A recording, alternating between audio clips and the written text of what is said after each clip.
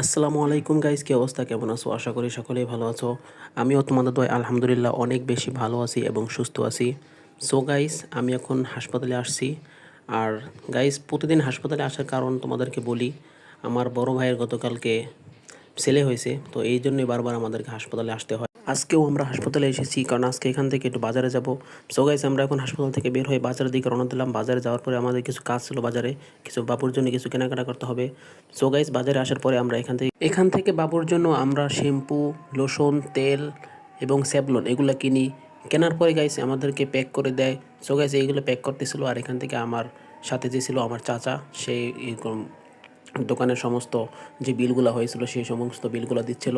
So guys, বিল দেওয়ার পরে আমি ওগুলো হাতে নিলাম। হাতে নেওয়ার পরে দেখি কয়টা হয়েছে, তো 2টা ব্যাগ হয়েছে আমাদের। সো গাইস, আমরা এখন চলে আসছি র্যাক কেনার জন্য। আর এখানে আমাদেরকে র্যাক কিনতে হবে একটা বাবুর কাপড় চোপড় রাখার জন্য। তো এখান থেকে আমরা র্যাক দেখছিলাম কোনটা কেমন, অনেক বেশি দাম চেয়েছিল। ওখান থেকে আমার একটা পছন্দ হয়, তারপরে আমার পছন্দ মতোই কিন্তু ওটাকে প্যাক করা হচ্ছিল।